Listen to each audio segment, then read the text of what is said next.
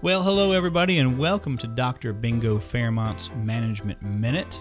Dr. Fairmont is at Epcot Center today. He's eating all the French food that he can get a hold of over there. Wow. Dr. Russell Clayton and Dr. Adam Shoemaker here to represent his interests. We're coming to you from the St. Leo University Donald R. Tapia School of Business studio. So, Russell, I wish I was with Dr. Fairmont at Epcot. Me too. I love Epcot. It's got to be one of my favorite theme parks. And it's right? really, that's the park for moms and dads, but there's something for kids too. So sure. I kind of like that. And there's lots of food, and I like that. So what's your favorite theme park and why? This is not going to be very surprising because you know me, but I'm going to have to say the Magic Kingdom. The Magic at Kingdom. Disney World Resort. He loves the magic. I love the magic. For two reasons. One, it's nostalgic. My parents, they started taking me and my sister. Obviously, my sister's older than me, so before I was even born, they took her. They started taking me when right out of the womb. And they took us all the time. We loved it. It's so nostalgic. And the second reason is I love to see my daughter's faces light up when we go there. That's nice. So I think there's a lot of nostalgia built in to the Magic Kingdom. We don't get to do a whole lot of roller coasters. We're doing It's a Small World and Peter Pan. Those are always fun. They are fun, and I enjoy seeing my girls just have a great time, just like I did when I was little. What about you? What I would say, Magic Kingdom is fun, and I can see why you like it, and I feel the same way. My kids love it still, but they're getting older now, and they're getting more into Epcot. And so that's a fun place just because you almost feel like you're secretly learning something while you're there. I know, you're they're riding on the sneaky fun about rides. That. Yeah, but you're still learning something, and it's very hands-on, and you got the World Showcase, right? So I love that. Like I said, Dr. Fairmont's over there. I guess the Food Wine Festival's going on right now in October. Oh, man, what a good time that is. What a good time. Yes. Well, today I wanted us to spend just a couple of minutes talking about this idea of recruiting, which I know you talk about a lot in your classes. Absolutely. And I certainly talk about it in my classes as well. It's an important function of human resources. Any human resource department has to recruit. That's part of it. That's true. There was an interesting piece that came out in Workforce Magazine not too long ago where Samuel Greengard said that in HR, we need to recruit like a marketer. So recruit like a marketer, you mean you want to attract employees to your brand or potential employees just like you attract potential customers to your brand. Right. So in marketing, there's this concept that we've all heard in business school called market share. Mm-hmm. All right. He's talking about mind share, which I think is just another way of saying top of mind awareness. So this is going to be the company that you think of. Right. Your Apple, your Google, your Southwest, where this is a great place to work. The employees like it. They give them good benefits, things like that. You got it. So, and I think this is particularly appropriate for those knowledge workers.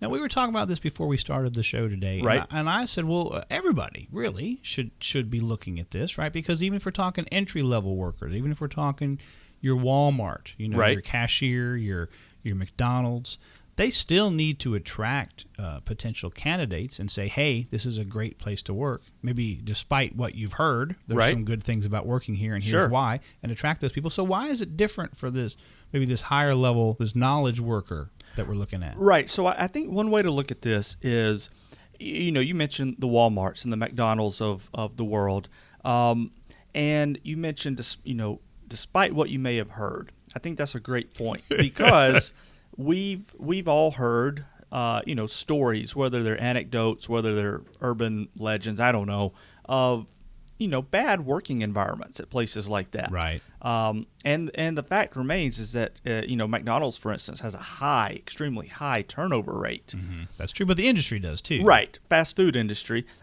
So places like that maybe need to do a better job of marketing to overcome the stereotype or the perception.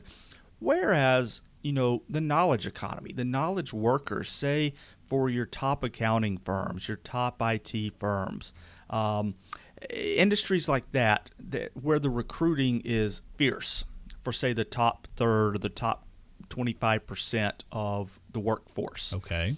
What Green Guard is arguing is to occupy mind share, top of mind awareness, so that the employees, when they're ready to make that move, because we know that a lot of people, a lot of workers these days are jumping around seeking better positions, better benefits, more pay. We don't stay in one place for too terribly long. That's true. When they get ready to move, they want to make sure, the HR department wants to make sure that their organization is top of mind. So we're talking about the employees who are just real high performers, maybe even high-level employees, right? Who have the option to almost go anywhere they want. And if they're dissatisfied with where they are in their own organization, they're going to look around, and you want to be the first company that they think of when it's time to make that change. So how do you do that? How do you create that mind share? Sure. There's some things that we can do. Certainly there's, LinkedIn, and there's job boards. There's the websites that people can go to find jobs. There's the internal HR website where people can go to find jobs. But what Green Guard was arguing is to go beyond that, to make sure that the candidates that are out there are, as he said, that they're warm. They're warm on your company until they're ready to make that move. And I think what Dr. Fairmont might say in terms of how to do this is, one, he would say be very intentional about how you shape your brand image and your brand message. And by that, I think what Fairmont would say is go beyond just LinkedIn. Go beyond just having a job board. Create content. Create an ebook maybe. Create videos or blog posts.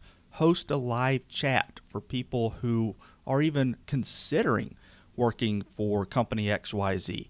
Have a live chat, a video conference, a social media chat where they can jump on, find out more information, ask questions, have that quasi one-to-one conversation versus just looking at an ad in the old-fashioned newspaper or online at the job board. Okay, so what you're talking about here is almost creating value that the candidate can perceive that makes them say, hey, this is somewhere that I want to be and be able to capitalize on this. I know a lot of employers or high-level companies and knowledge companies put white papers on their websites and, hey, here's something that our groups are working on. Wouldn't you like to be a part of this, I guess is the implication. You got it. And that's content. And that's going to look different for each individual organization. Absolutely. And you're exactly right. White papers are a good way. Others might need to be more creative. For example, here in our own neck of the woods, Lake County, Florida, which is just a little bit north of Orlando, the Lake County school system has gone with the Star Wars theme.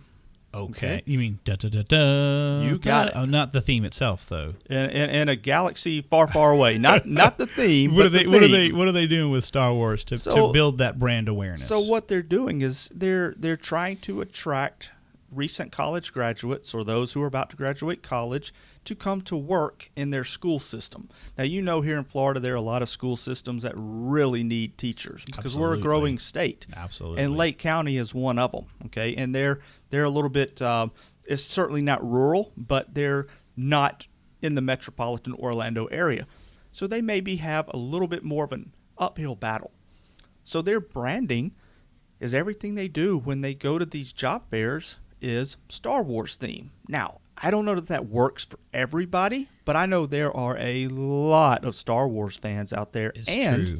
If nothing else, it keeps it top of mind. Top of mind. You're standing out from the competition. You could go to any other school district in Florida, but why not go to Lake County where you know that they're fun, they have maybe some of the same interests that you have. Right, and you can dress as a Jedi while you teach. I don't know if they encourage that, but they might. What else can you do? What else should you be thinking about? Sure. Well, I think another thing that Dr. Fairmont, if he were here, he would tell us to look at cultivating and not only building, but protecting the reputation of the brand, of the organization's reputation.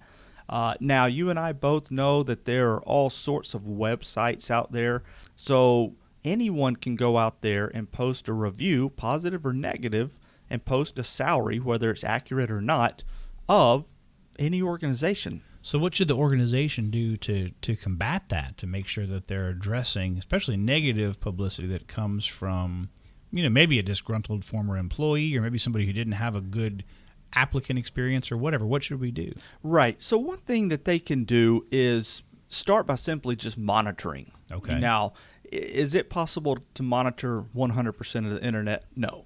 But monitor what you can. Identify for your organization, for your industry, where are the big sites. Okay. So for example, we work in higher education. So somebody that's disgruntled about working at a college may go to the Chronicle of Higher Ed or higheredjobs.com, something like that. Okay. That's particular to our industry. So if we were here and Dr. Fairmont were advising us, or I should say if Dr. Fairmont were here and he were advising us, he might say, hey, monitor all those higher ed websites.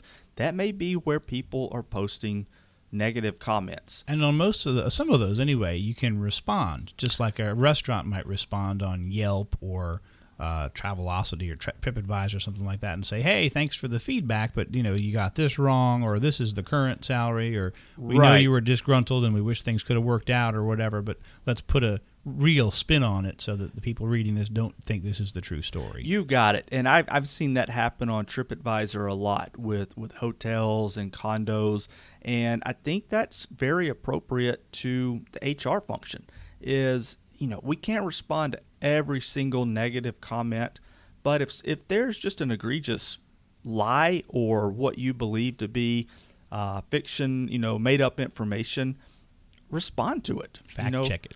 Fact check it. Yeah. Talk about the positives. We apologize that you had a bad applicant experience. We have taken blank, blank, and blank measures to rectify the situation or whatever. And again, you can't respond to every single comment, but you can do your best to hit those that maybe would have the most oomph, the most impact. Okay, that sounds fair. Well, I think we're going to wrap it up for today. I think we're out of time. And the next time we have our podcast, I think we're going to be talking about flu vaccines at work. I need to get mine. It's a good idea, and we'll talk about whether it's a good idea to mandate it at your workplace or not. So that's coming up. If you have a topic you'd like Dr. Clayton and I to discuss, or maybe Dr. Fairmont if he ever turns up, we'd love for you to email us. You can email russell.clayton@stleo.edu or jonathan.shoemaker@stleo.edu. And we'd like to say thanks to St. Leo University and the Donald R. Tapia School of Business, of course our sound engineer Sean Gibbons, and thanks to bensounds.com for our intro and outro music. And folks, if you see Dr. Fairmont, please tell him that we're looking for him. Please tell him.